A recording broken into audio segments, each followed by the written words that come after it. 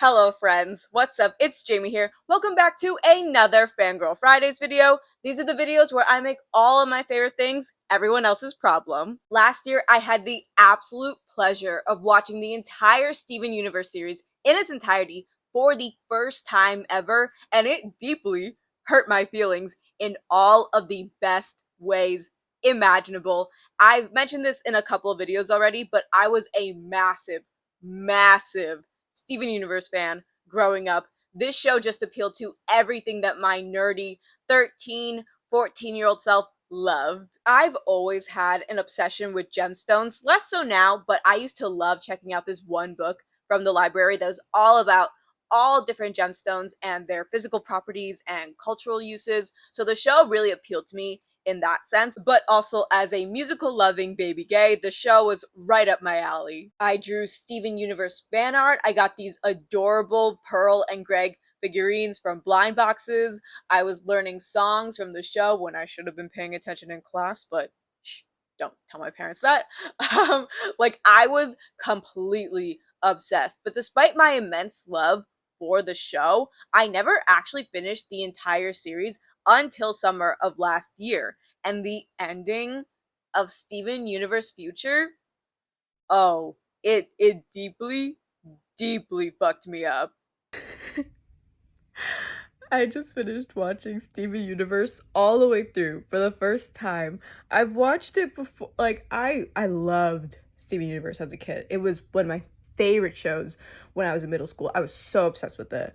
But then I think around the time when I got into high school, I just got really busy with just overload of AP classes and doing theater all the time, and I just didn't get the chance to watch it as much. And over time, I just never got around to watching season 5, or the movie or Steven Universe Future. And so I made it my mission. I was like, this summer, I'm finally gonna rewatch the entire series and then complete the series for the first time. And I just did. I just watched the final episode of Steven Universe Future. I was so crying again. It was so good. These last 2 episodes have absolutely emotionally wrecked me. They were so good. Oh my god, no, I'm actually... They were so good. They were so good. I love Steven Universe so much. Oh my god.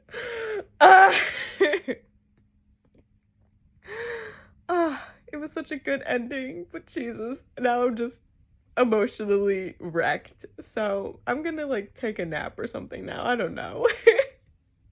I stopped watching Steven Universe early into season 5 while it was airing because I just got really busy with school and life, but I had always meant to come back to the show and finish it. And now that I have, I've got to say that watching Steven Universe for the first time in years and getting to see the ending for the first time, it felt so, oh my gosh, I can't even fully put into words how much it meant to me.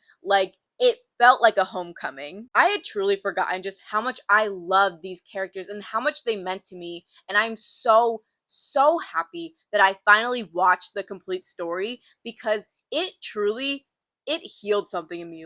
Truly healed something in me. So now that I've been reminded of how much I love this show, I of course had to make it everyone else's problem. That's why we're here. So for today's video, I'm gonna dive into everything that I love about Steven Universe and some of the things that I didn't love so much, but ultimately talk about why I love this show, flaws and all. And I feel like this goes without saying, but just in case, there will be spoilers for Steven Universe as a series in this video, so you have been warned. Now, without further ado, let's get into it. The first thing I want to talk about is the music because I absolutely adore the songs from Steven Universe, especially the ones from the original show. Don't get me wrong, I still love the songs from the movie and Future, also very good songs. However, for me, they just don't hit the same as the ones from the original show. So my favorite Steven Universe song by far has to be It's Over, Isn't It? Because of course it is. It is my favorite song sung by Pearl, who is my favorite character. It has my favorite lyrics, and it's just my favorite song from the soundtrack to sing. I also just love Mr. Greg as an episode. I think it might be my favorite from the entire show. It is so hard to narrow them down for me, but if I had to pick a top five, my top five favorite Steven Universe songs would have to be, of course, again, It's Over, Isn't It? Is my number one. Then Here Comes the Thought, Stronger Than You, What's the Use of Feeling Blue, and the Jam song. I don't know why I did that with my I was like counting off my fingers and then I did this. I don't know why I did that. But of course, in terms of the other songs that I also love We Are the Crystal Gems and Love Like You. Like, there are just so many great songs from this show. It is so hard for me to pick like just a couple of favorites because then you also have like Giant Woman and Do It For Her. Like, at this point, I'm gonna end up listing the entire soundtrack because I just love the songs so much. I feel like my top five, honestly, besides It's Over, Isn't It, which will always be my number one, I feel like my top five changes all the time because the songs are just that good and just so fun. They're so cute and silly, but also when they want to be like really emotional and hurt your feelings, they do that too. Like, I love these songs. I love the music in this show. And I haven't even gotten to the fan made songs yet because if you are familiar with my channel, then you know that I am a massive AFMAO, Minecraft Diaries, My Street fangirl. And part of being the huge AFMAO fangirl that I am is absolutely loving all of the voice actors and being very familiar with their work outside of their AFMAO characters. Lizzie Ho, for example, the voice of Caitlyn, also known as Princess Rizu online, is an incredible singer-songwriter in addition to being an incredible voice actor. And so Lizzie has made a lot of different songs for different fandoms, and a lot of the ones that she has done have been for Steven Universe, and they are all so good. Some of my personal favorites of hers are Reflect, which is a Lapis song, Opal, which is a duet that she did with Taj Ferry, and then We Are Malachite Now, which is obviously a Malachite song. And I just think that Lizzie has done such a great job of capturing the essence of all these different characters in her songs, and she also just has such an incredible, beautiful voice. So just the general listening experience of these songs is just so lovely. Also, not a Steven Universe song, but her Undertale song, Bone to Pick, also really, really good. One of my favorites of hers. So if you only know Lizzie from her AFMAO stuff, I highly encourage you and recommend that you check out her music because it is also incredible. Now, one thing about me is that I love the Crystal Gems. I love them so much. The little family of Garnet, Amethyst, Pearl, and Steven actually means the world to me. I would die for them. They are such well written characters, and that is a hill I will die on. I know that so many people have criticized each of the Crystal Gems and Steven very heavily for many valid reasons, but I wholeheartedly believe that their flaws are what make them such great characters. They are a dysfunctional family, but they're my dysfunctional family, okay? And I love them, and I truly feel like each of their character development throughout the story is so good. I am so proud. I'm so proud of each of them. I literally felt like such a proud parent watching Amethyst really come into her own and learn to truly be at peace with herself and love herself more. I love the episodes in season 5 where Ruby and Sapphire unfuse after learning the truth about Rose and Pink and are forced to reflect on who they are without each other and how ultimately that reaffirmed their love for each other and how much they wanted to be together. Also, their wedding, it did make me cry, in case you were wondering. I was a mess. I was just a puddle of tears. It was beautiful. I loved it. And I love how Garnet just becomes more vulnerable and how she's able to express herself better and her emotions better over time. Like that, oh my gosh, that made me, I feel like Garnet as like the character, her development is more subtle throughout the show, but it is still so beautiful and I love it so much. And Pearl, listen, there is no one who loves Pearl like I love Pearl. I love Pearl. She is my absolute favorite character in the entire show. I love her so much, and she has really been through it, both in the show and in the fandom. She has gotten so much shit over the years, and look, I do get it. while I have loved Pearl since the beginning, I fully recognize that she has had her very questionable moments, almost replicating her same feelings of low self-worth in Connie during their initial sword training, lying to Garnet so that they could form Sardonyx, which wasted time when they were trying to find Peridot, and when she knew how important and significant fusion is to Garnet, generally acting like she was the only one who missed Rose, or as if the other crystal gems didn't also love Rose. Okay, when I list them all out like that, it sounds really bad, but I promise that Pearl's character development is done so well, and I am literally so proud of her and how far she has come after everything Rose has put her through. I feel like in recent years, at least from what I've seen on social media, that public opinion in the fandom has shifted in Pearl's favor, and that more people have recognized that some of her crash outs were justified, because what do you mean that Pearl literally altered the course of her entire life, literally fought in a war for Rose, that she had to witness the horrors of said war, watch as her friends and loved ones were either shattered or corrupted just for Rose to run off with Greg, and then she has to raise Rose's child, who she gave up her physical form in order to bring him into the world, and now the person that she loved most in the entire fucking universe is gone, and she has to raise her child. Like, listen, the crash out, it was inevitable. And honestly, I think that Pearl could have crashed out more, because I would have crashed out too. Like, what do you mean? Not to mention, she also kept the secret of Rose being Pink Diamond, and Pearl was literally the one who helped create the facade of Rose Quartz so that Pink could go live out her little Earth fantasies. Like, Pearl literally dedicated her life. Everything about who she was after turning against Homeworld was tied to Rose. So to watch her as she is able to unlearn that she is worth so much more than existing as a weapon for Rose, as Rose's confidant, as her secret keeper, and that she doesn't have to be defined by what she can do for Rose, literally had me in tears so many times throughout the show, because Pearl is so smart and capable and funny in that awkward mom way, and she just loves Steven so much. Now, don't come for me. Obviously, Garnet and Amethyst also love Steven so much. Each of their relationships with Steven are so special to me. Garnet has always given me like cool auntie vibes, and Amethyst is really like his cool older sister, especially I feel like in the latter part of the series.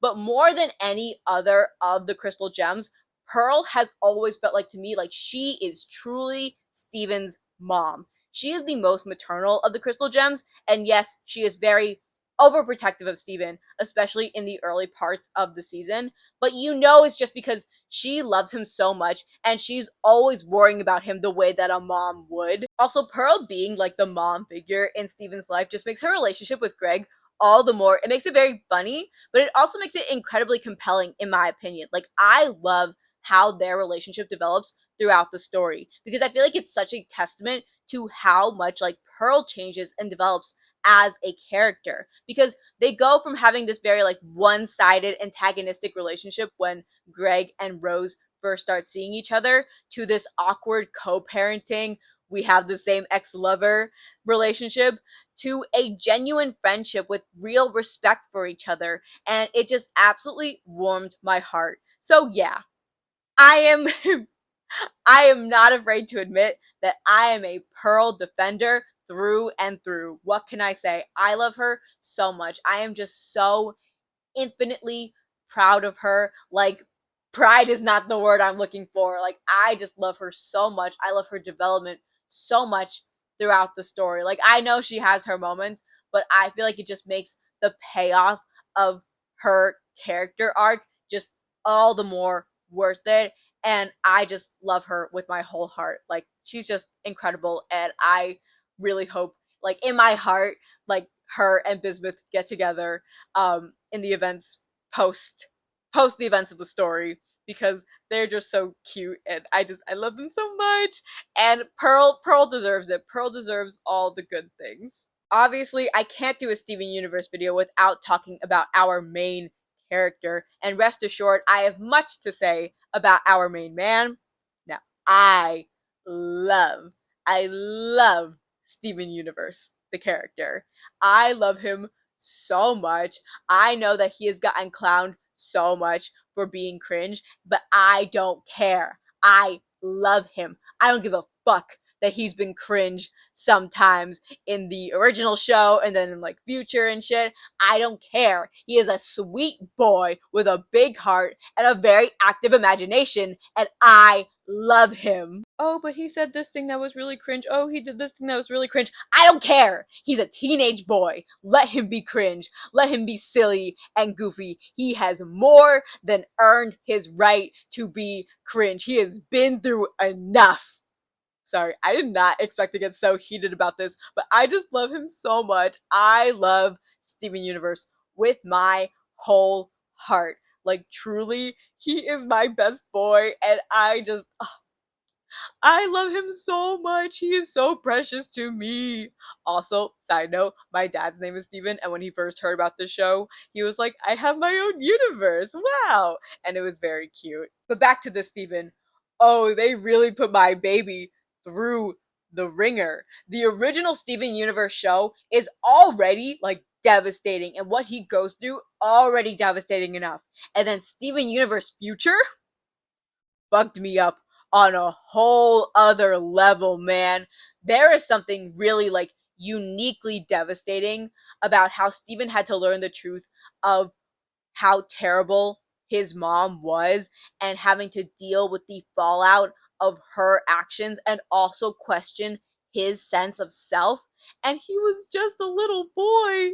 He was so small. He didn't deserve all of that. Like, oh, I cannot stress this enough. Watching Steven go from wanting to know his mom and make her proud and live up to her memory, and then realizing that he had been left to essentially clean up her messes and again see how horrible she had been and trying to separate himself from her, but not knowing if he was her and not knowing if he was like inherently a bad person, if he was actually her.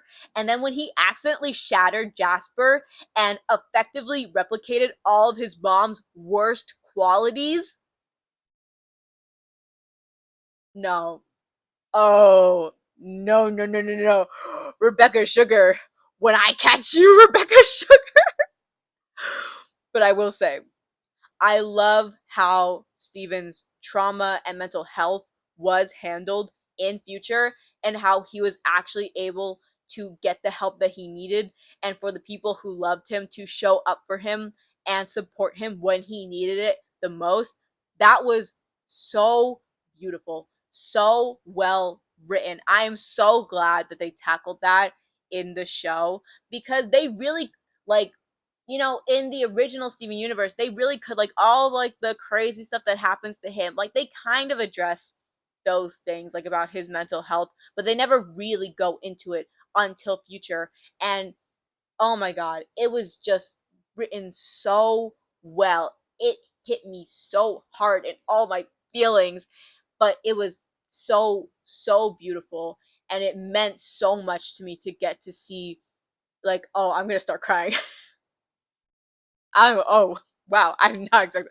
Okay, as like somebody else who like deals with like my own mental health shit, it just meant a lot to. No, I'm gonna start crying. What the fuck?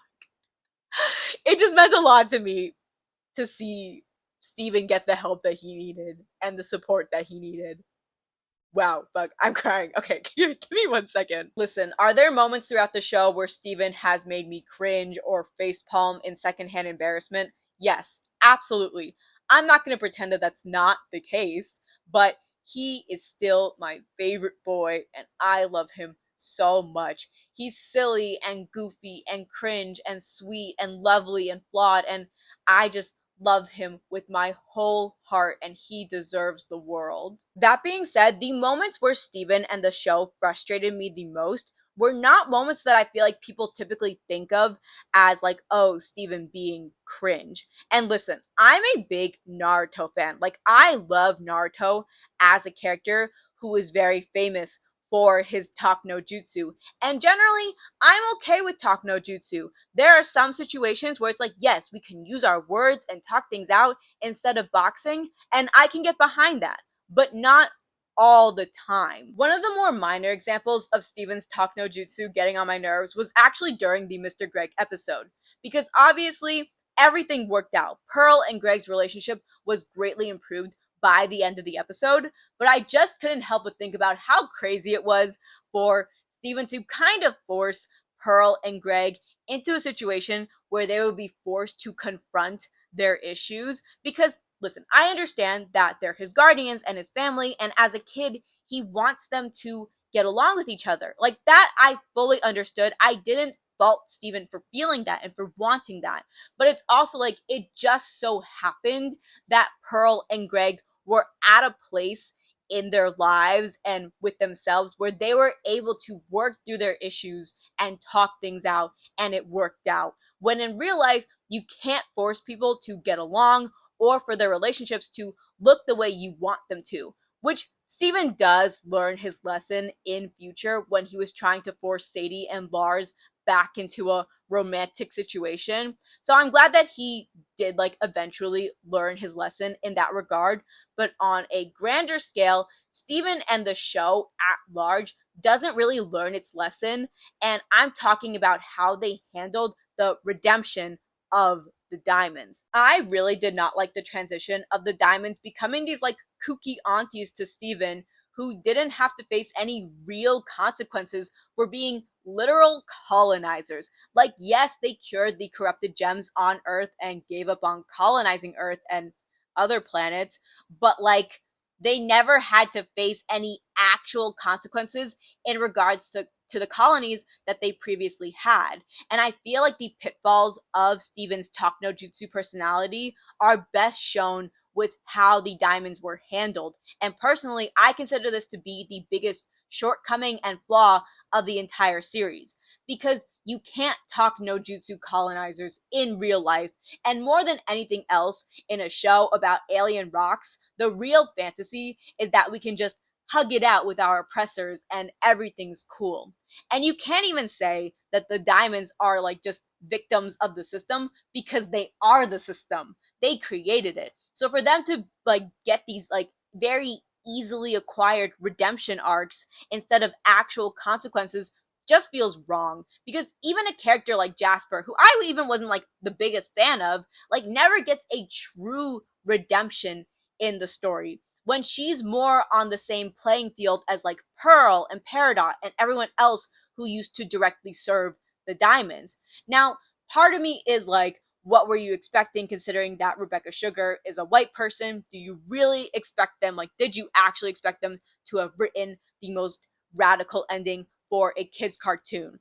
But it's also like the guys who made Avatar The Last Airbender were also white, and they understood the importance of making sure that Ozai faced consequences. And while there were some pitfalls with how they handled the stuff with Jet and Hama and like other rebels, overall, they understood enough about imperialism and genocide and revolution that they knew that if the show ended with Aang and Ozai hugging it out and being like, we're not so different after all, that would have been a terrible fucking ending. And look, I like Rebecca Sugar. I love what she has created with Steven Universe. Obviously, it is one of my favorite shows of all time. And for the story that Steven Universe set out to tell, I think that the ending of Steven Universe Future was pretty much perfect. Like, I cried, you saw it, but I do think that it is so important to be critical because Avatar The Last Airbender was also a kids cartoon and it came out 8 years before Steven Universe.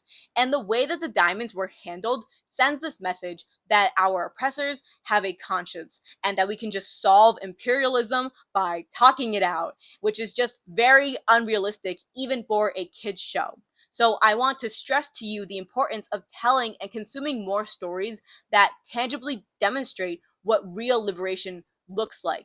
Because believe it or not, the media that we consume plays a really critical role in allowing us to visualize and understand what is possible in achieving liberation for all of us. So, as a starting point, I would like to personally recommend The Legendborn Cycle by Tracy Deonn and The Blood Gift Duology by N.E. Davenport, which are both excellent fantasy book series about tearing down oppressive systems.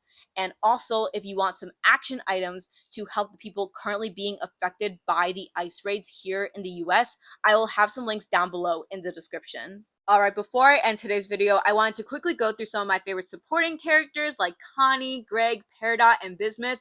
One of my favorite things about Steven Universe is how incredible the supporting cast of characters are. I love so many of them. Obviously, I can't talk about every single one of them because otherwise we will be here literally all day. But quickly, shout out to Sadie and Lars. I love those guys so much. And I am so excited for Lars of the Stars. I literally just found out that spin-off sequel series, whatever, is happening, and I am so psyched. Anyway, starting with Connie Maheshwaran, that is my girl. I love her so much. I love her progression throughout the story. She is truly the definition of looks like a cinnamon roll, but could kill you, because she is such a sweetheart, but she will cut you with her sword and with her words, and she is so smart. And what I love is that she's so well-rounded with her intelligence. Like, she's not just book smart, she's also combat oriented and so emotionally intelligent, especially in Steven Universe Future. But she also is still this like nerdy, goofy kid, and I just love her so much. That's my baby girl. And she has hands down my favorite moment in the whole show, in the whole series, because obviously I love Steven and Connie. Friends to lovers is one of my favorite tropes ever, and they have such a sweet friendship that we get to see throughout the entirety of the original show. And so that their romantic relationship just hit me in all of my feelings. But what I love most about their relationship is how it is set up in Steven Universe Future, because the way that Connie supports Steven with his mental health, and not just supports him, but that she stood up to literally every person in Steven's life and was like, y'all need to get your shit together because Steven is having a mental health crisis. You cannot make this about you. He needs your support. He is always doing everything for everyone else and showing up for everyone else. Y'all need to support him and show up for him right now. And oh, that moment, I was just crying so much. It had me so emotional and just made me love Connie like even more. Like, oh, she really is that girl. She is that girl, and I love her. And I also love how Steven and Connie made that plan for them to meet up at every college that she visits around the country. It just made my heart all warm and fuzzy because that to me is like another perfect example of them showing up for each other, with Steven supporting Connie's dreams. And I love those crazy kids so much. They deserve all the best things. They deserve all the best things. I love them. Next, we have Greg. I love Greg. I know that he was not a perfect dad for Steven. He made a lot of mistakes, even if the consequences of his hands-off parenting didn't really become super prevalent until Steven Universe Future. But put some respect on my man Greg, because in the moments that mattered, when Steven really needed him and when he confronted him about his childhood, Greg didn't shy away. He was there for him. The biggest difference between Greg and Rose, in my opinion, is that Rose was never able to actually be a parent to Steven, whereas Greg was a parent to Steven. And while he was well intentioned, he was very flawed and misguided. But Greg is at least able to work through his issues with Steven because he's still around and because we know that he wants to be there for him and support him with his mental health and whatnot. And so I can't find it in my heart to hate Greg. I love that guy. Even though he has stumbled a lot, he has made a lot of mistakes as a parent, we see throughout the story that when it really matters, again, he is there for his son and he is trying his best to do right by him. And I love him for that. And also, I love his songs. I know that they're corny and not that good, but there's something very endearing about them, especially the ones that he sings with Steven. I love them. I love that big goof. He's so silly and I love him so much. Like, look, I even have. Oh, I forgot where I put my figure of him. But I have a figure of him. I'll insert the picture again because he's just so cute and I love him. Next, we have Peridot. I love Peridot. Peridot's redemption was one of my favorite things to re experience upon my rewatch of the original show because I've always loved her. You can kind of tell from the jump that she's not really cut out to be like a true villain. She's just too cute and little and nerdy. She's such a nerd. I really love that she's the one who gets really into all like the human, like nerdy fangirl shit that like Steven's really into and that like that's what they bond over. I love their relationship. I love how they're such nerds together. It's so cute. And I just think that Peridot has the best redemption in the show because unlike the Diamonds, she's a cog in the system, but she is much lower in terms of rank on the gem hierarchy. And so as a result, her redemption feels a lot more natural and makes more sense because she's in a position where she can actually relate to the cause and the struggles of Steven and the crystal gems. And last but certainly not least, we have Bismuth, who I absolutely love. But I must admit, I didn't love Bismuth the first time that I watched Steven Universe when I was a kid. Like, I still liked her, but at the time, I didn't really grasp the full implications of what Bismuth represented and why how the show handled her was kind of fucked up. Because I was originally, in the episode that she's introduced, I was originally on Rose's side over the whole thing with the breaking point weapon. But now that I'm older and I understand more about social justice, I think it's very interesting that they painted Bismuth as a villain for wanting to use the breaking point against the Diamonds, and that they painted it as this act of indefensible violence, which, sure, I can concede that using the breaking point against the gems that were fighting for Homeworld, like not the Diamonds, but all the other gems that were fighting on behalf of Homeworld, is where the use of the breaking point does get kind of murky. But using it against the Diamonds, the literal architects of the Empire, when that might have prevented the corruption of every gem on Earth besides the crystal gems and Lapis, because it's always like we shouldn't stoop to their level of violence. But to say that it's the responsibility of the oppressed to remain nonviolent when imperialism is violence, colonization is violence, war is violence, all of these things that are machinations of oppressive systems, and to act like in Bismuth's case that going after the Diamonds by shattering them is like an equal act of violence, like inexcusable violence, is an argument that only benefits and helps oppressors stay in power. Rose being so against the breaking point felt less like she was concerned about violence and the morality of the weapon, and more like she was concerned about the weapon being used against her and her fellow Diamonds, which I feel like the show glosses over that specific aspect of why what Rose did to Bismuth and why that was terrible of her just bubbling her and just like pretending that she had gone off somewhere, because they paint Bismuth as a villain. Obviously, Steven Universe has done so much for LGBTQIA plus representation and has incredible and important messages about identity and mental health. This show was so groundbreaking for so many reasons. I can't stress that enough. This is not to dismiss that, but Bismuth is another good example and an important reminder that Steven Universe as a show fails to show what is necessary for true revolution and liberation. And you might be wondering, this is a kid's cartoon. What does it matter? But when you consider what's happening in our world, from Palestine to Congo to Sudan to right here in the US with the ICE raids, I can't not talk about these things, especially because Pride, the month we are currently celebrating right now, started with the Stonewall riot. Pride was a protest before anything else. So to dismiss the opportunity to discuss liberation because Steven Universe is just a kid's cartoon, when it's a show that is most well known for its queer representation, when all systems of oppression are linked, is ridiculous to me. Like I said before, I'll have links down below in the description to help support the people who are currently being affected by the ICE raids, which I highly implore you to either donate or share the links as someone from an immigrant family. But on a bit of a lighter note, to get back to Bismuth, while I highly disagreed with how they treated her as like this villain that needed to be reformed, I'm really glad that she became a part of the Crystal Gems again because I think she's such a cool and fun character.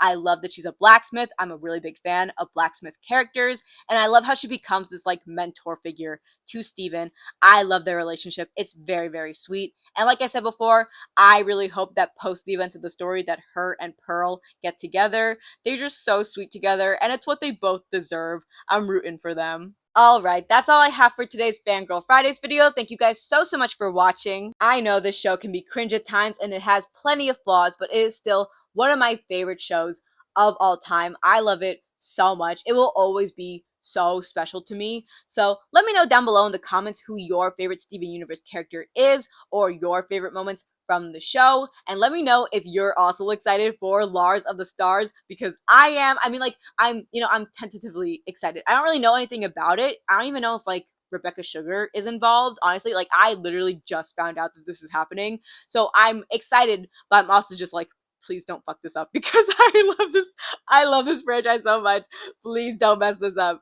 But I am excited. I'm very excited. So let me know your thoughts down below. Also, let me know what your favorite queer shows are. I'm always looking for new recommendations. An Owl House video is coming. Rest assured, I am working on it. But I would love to have some more queer shows to watch, especially cartoons. So leave your recs down below as well. Once again, that's all I have for today's video. Thank you guys so much for watching. I upload Wednesdays, Fridays, and Saturdays, except when I don't. And I will see you guys in my next video. Bye, guys. Isn't it? Why can't I move on? It's over, isn't it? Why can't I move on? I really, Jamie, get your head in the game, please. Oh my god.